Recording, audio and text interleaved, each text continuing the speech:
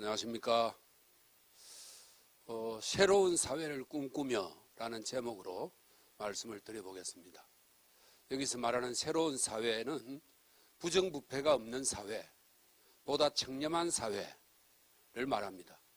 우리 생활 속에서 자주 경험하는 그 윤리적 딜레마에 대한 생각을 한번 나눠보도록 그렇게 하겠습니다.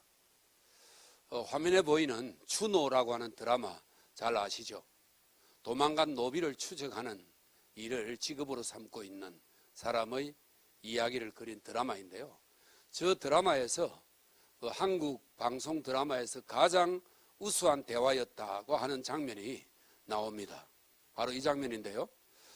사대부 집안의 자제였던 송태아와 노비였던 은연이가 나누는 대화입니다. 서로 사랑하는 사이였죠. 송태아가 말합니다. 조선이 어떤 나라였으면 좋겠습니까? 이렇게 물으니까 뜻밖에도 은연이는 자신이 들은 말 중 가장 무서운 말, 바로 그것은 세상이 변하지 않는다는 말, 그런 말이 없는 나라가 되면 좋겠다고 이야기합니다. 세상이 변하지 않는다는 말이 은연이에게는 가장 무서웠습니다. 왜냐? 본인도 노비인데 자식을 낳아도 노비이고 그 자식이 또 자식을 낳아도 노비일 테니 이런 세상이 변하지 않는다, 절대. 이렇게 말하는 그 말이 가장 무섭다는 것이죠. 송태아의 입장에서는 이해가 안 되는 말이었습니다. 태어나고 보니 사대부 집안의 아들이었는데 이 세상이 바뀌면 되겠습니까? 그러니까 전혀 뜻밖의 말을 듣게 되었습니다. 조선시대 사람 누구라도 오늘날처럼 이 한국이 이렇게 바뀔 것이라고 생각한 사람은 없었을 것입니다. 그러나 실제 조선시대는 어떻게 변했습니까? 왼쪽에 있는 저 화면, 조선시대의 수도 한양이고 오른쪽이 대한민국의 수도 서울입니다. 사람의 생활은 물론이지만 살고 있는 환경과 도시도 저렇게 크게 변했습니다. 저것뿐만 아닙니다. 우리가 살고 있는 이 사회의 습관도 제도도 엄청나게 많이 바뀌었습니다. 그 중에서 크게 변한 것 중의 하나도 부정부패와 청렴의 문제입니다. 대표적인 것이 김영란법인데요. 과거에 상상할 수 없는 법이었지만 지금은 국민 누구나 아는 청렴과 관련한 법입니다. 이해 당사자 간에는 어떤 물품도 주고받을 수 없는 것이, 공직자 사회에서 주고받을 수 없는 것이 김영란법입니다. 과거에는 생각도 할 수 없는 법인데 지금은 저 법이 보편화되었다, 이렇게 말할 수 있겠습니다. 관련해서 조금 더 말씀을 드려보면 사실은 아직까지 우리 사회가 저 법이 정하는 만큼 수준을 따라가고 있지는 못합니다. 그리고 저것은 적어도 공적인 일을 하는 사람에게 통하는 일이죠. 기업 기준으로 볼 때 저런 조사도 있습니다. 부정한 용도로 사라지는 돈이 한국 기업은 총 매출액의 10%이고 미국은 5% 수준이다 라는 추정한 통계도 있습니다. 아직 멀었다는 얘기죠. 국제투명성기구가 180개국을 상대로 발표한 국가별 부패 인식 지수에서도 우리나라는 2017년 3년 전에는 51위, 2년 전에는 45위, 작년에는 39위였습니다. 올해 2020년도의 결과는 2021년 1월 달에 발표되는데 어떻게 될지 자목 궁금합니다. 현 정부의 국정과제로 10권 중에 20위권을 목표로 하고 있는데 이 문제는 사실 정부의 노력만으로 될 일이 아니고 우리 국민 모두가 노력해야 될 일입니다. 정말 우리 사회의 부패는 치유될 수 없는 것일까요? 그리고 이 말이 나온 김에 부패의 본질은 무엇인지 하는 문제도 생각해 볼 필요가 있긴 합니다.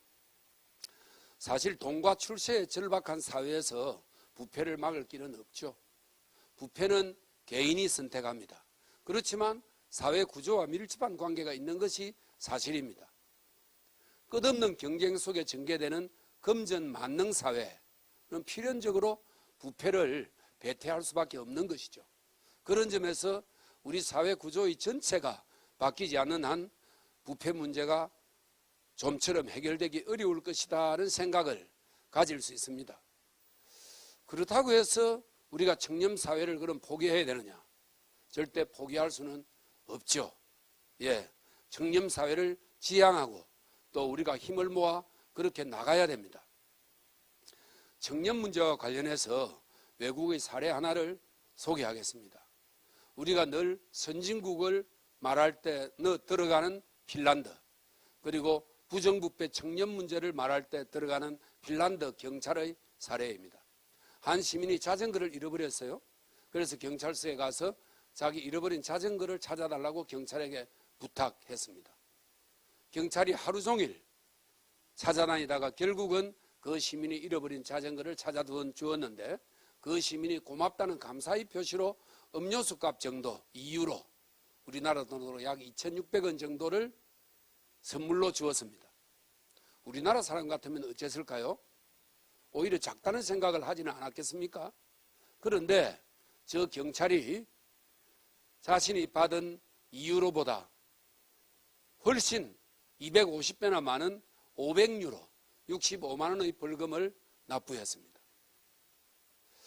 그런데 문제는 저와 똑같은 사례를 예를 들면서 우리나라 국민들에게 물었습니다.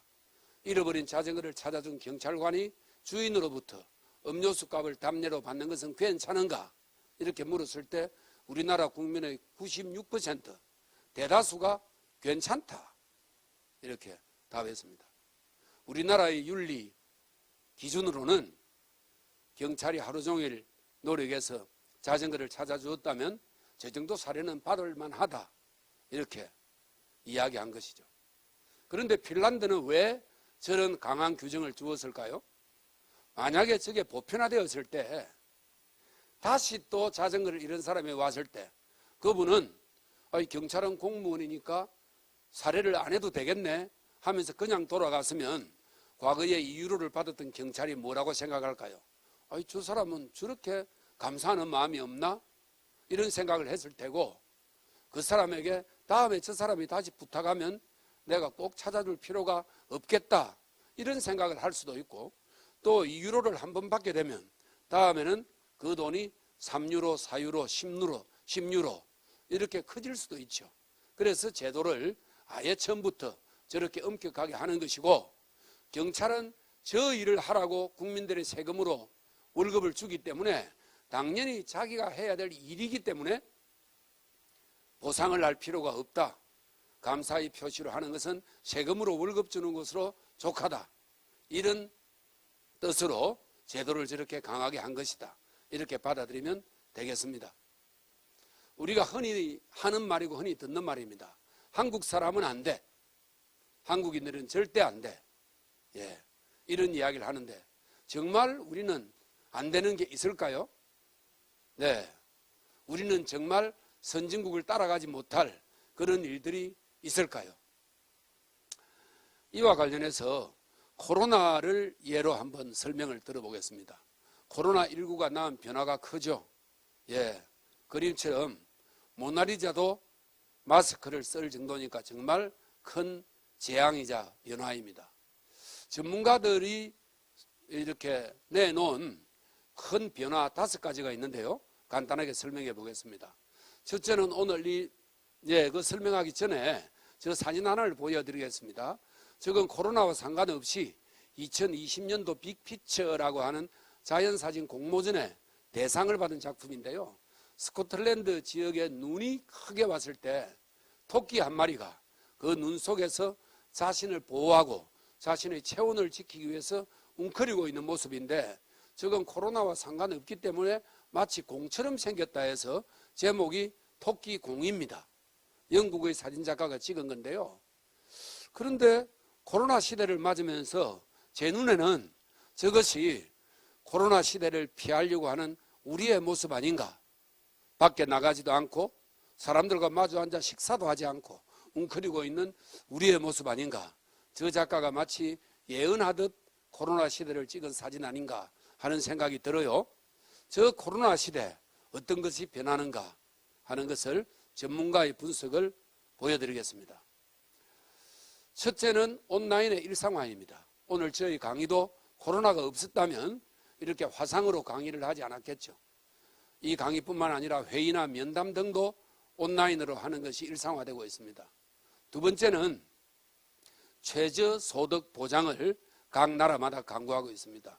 우리나라도 기본소득 논의가 지금도 많이 있고 이미 두어 번 한 적도 있죠. 생존을 위한 보편적 수단을 만들어 줘야 되는 것 아닌가 하는 논의가 있습니다. 세 번째는 공공에 대한 인식 변화입니다. 바이러스는 사람을 차별하지 않거든요. 그래서 이 바이러스를 퇴치하는 데는 공공이 나서야 된다. 그래서 공공이 정말 중요하구나 하는 그런 인식이 생기고 있다는 것이죠. 네 번째는 산업에 대한 인식 변화입니다. 아무리 좋은 텔레비를 가지고 아무리 좋은 최신식 휴대폰을 가지도 마스크를 쓰지 않으면 코로나를 피할 길이 없습니다. 마스크의 위력이 엄청 큽니다. 그래서 저 마스크를 생산하는 공장은 사실 필요 없다 해가지고 제3세계로 보냈던 선진국, 소위 유럽을 대표로 들 수 있는데 그런 나라에 초기에 마스크를 갖지 못해서 흑의 위협에 빠졌고 그것이 지금에 이르고 있는 것을 보면서 산업에 대한 인식 변화를 가지게 되었습니다. 이 산업에 대한 인식 변화는 꼭 마스크뿐만 아니라 먹는 음식도 마찬가지죠. 우리가 휴대폰을 씹어 먹고 살 수는 없는 것 아니겠습니까? 이런 생각들을 하게 해주었습니다. 다섯 번째가 오늘 이제 여러분에게 드리고 싶은 말씀인데요. 바로 우리가 앞지르지 못할 서양은 없다고 하는 그런 생각을 가지게 된 겁니다. 소위 사대주의가 해체된다는 뜻이죠. 실제 우리가 그동안 우리가 도저히 따라가지 못할 것 같았던 미국, 영국, 프랑스, 독일, 일본 등이 코로나 부분에서는 우리보다 훨씬 못한 것을 잘 알고 있습니다. 그래서 우리가 지금까지 우리로만 보았던 서양의 선진국보다 잘할 수도 있네 하는 그런 생각을 가지게 되게 해준 것이 코로나19의 변화이기도 합니다. 그러니까 우리 속에 있던 한국 사람은 안 돼 라고 하는 우리가 눈으로 볼 수는 없었지만 우리 속에 뼛속 깊이 있었던 이 한국 사람은 안 돼 라고 하는 DNA가 코로나로 인해 해체될 수도 있지 않겠나 하는 그런 기대를 해보기도 합니다. 이 문제와 관련해서 몇 가지 통계를 여러분들에게 보여드리겠습니다. 실제로 우리는 우리가 안 돼 이런 말을 하고 그런 생각을 하지만 우리 한국 사회는 엄청나게 변화하는 그리고 발전하는 쪽으로 달라졌습니다. 실제 저 통계에 보면 우리나라의 GDP가 국가별 명목 GDP가 거의 세계 10위권에 다다라 있습니다. 정말 50년, 30년, 100년 전과 비교할 때 엄청난 큰 변화죠.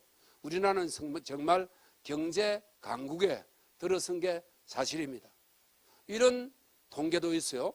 30, 50 클럽이라고 있는데 저것은 개인별 소득이 3만 달러, 인구의 숫자가 5천만 명 이상, 그러니까 소득도 높고 인구도 많아서 경제 강국이면서 실제로도 숫자로도 큰 나라 이런 뜻인데요. 그래서 저기에 드는 나라는 세계에서 6나라 뿐입니다. 미국, 영국, 프랑스, 독일, 일본, 이태리인데요. 중요한 것은 저 6나라를 한번 보십시오. 저 6나라는 2차 대전 때 편을 먹고 서로 싸웠던 나라입니다. 미국, 영국, 프랑스가 한편이고 독일, 일본, 이태리가 한편이 되어서 서로 싸웠는데 그러니까 강대국이죠.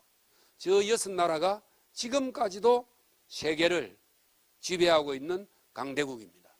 저 6나라 다음으로 30, 50 클럽에 든 나라가 대한민국입니다. 정말 대단하지 않습니까?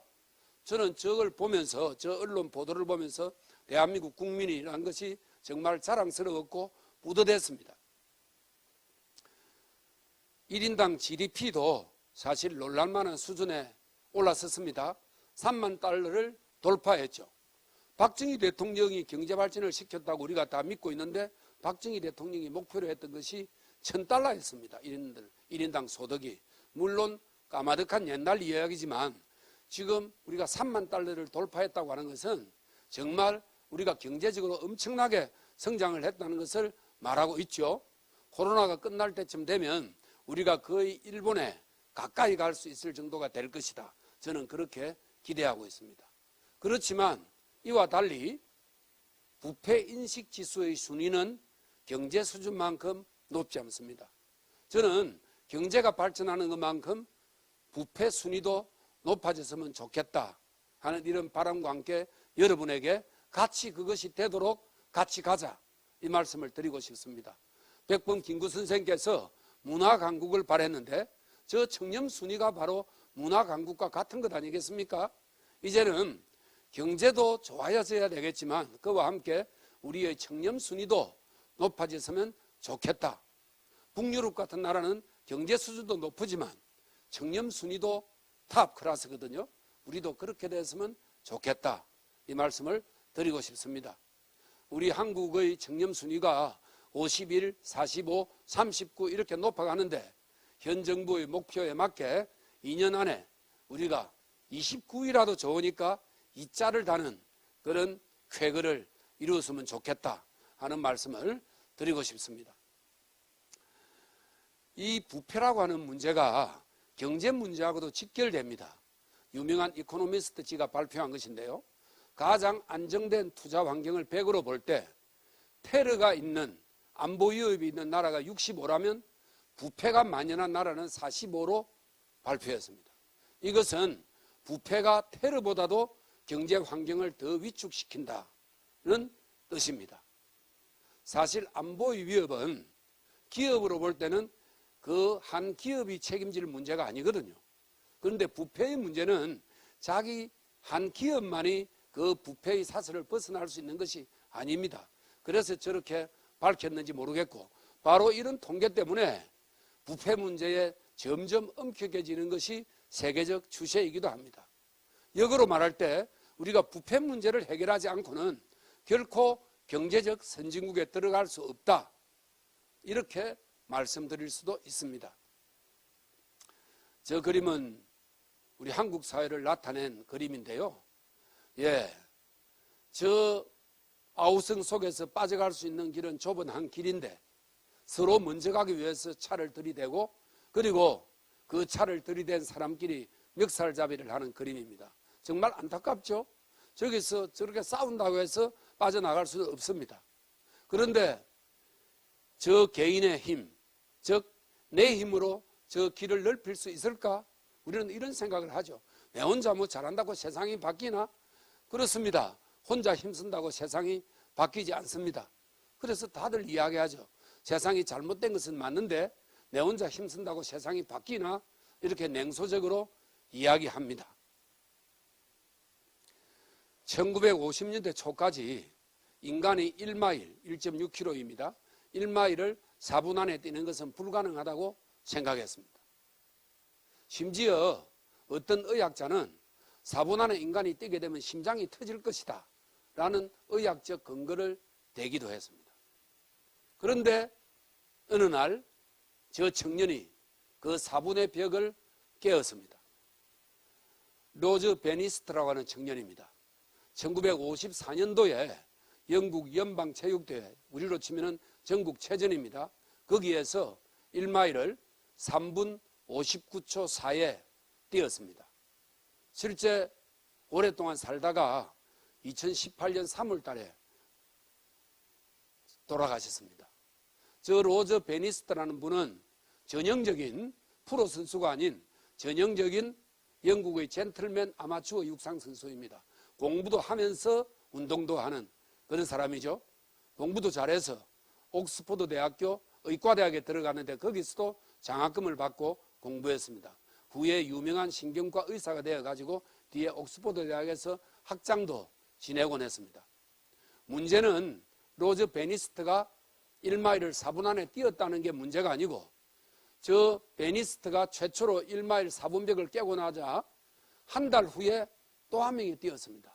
그리고 1년 뒤에 27명이 4분벽을 깨었고 2년 뒤에는 무려 300명이 4분벽을 돌파했습니다. 문제는 4분이 문제가 아니고 4분 안에 뛸 수 없다라고 하는 심리적 장벽이 문제였던 것이죠. 그렇습니다. 새로운 사회로 가는 길도 이와 유사합니다.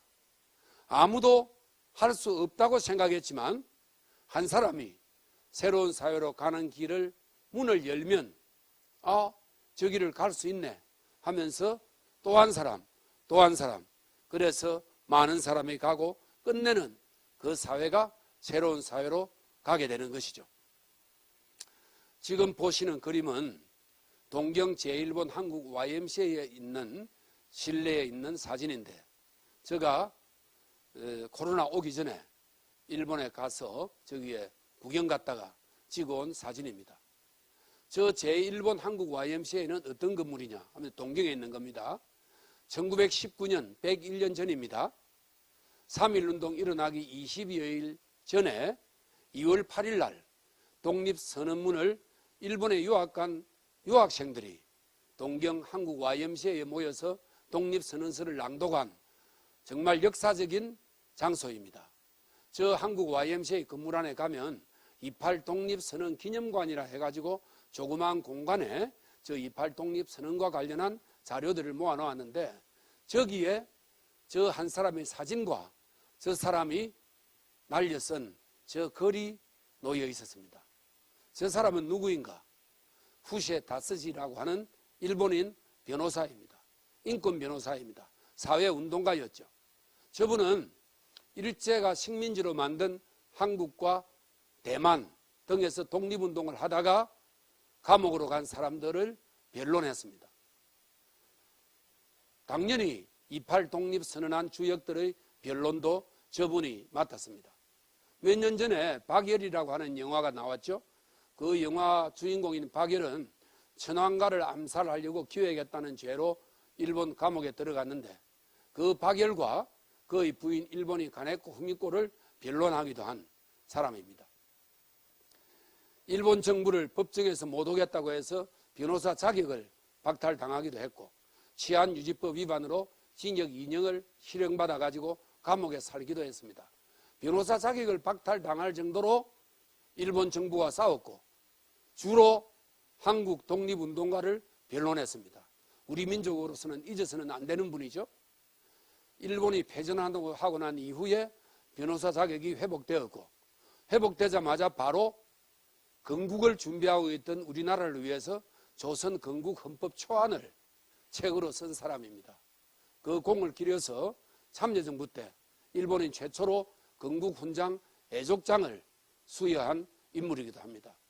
우리 국민들이 절대 잊어서는 안 될 일본인 중에 한 사람입니다. 1923년 8월 달에는 제가 살고 있는 마산, 과거에 시민극장으로 썼던 건물인데요, 그때 공회당이었습니다.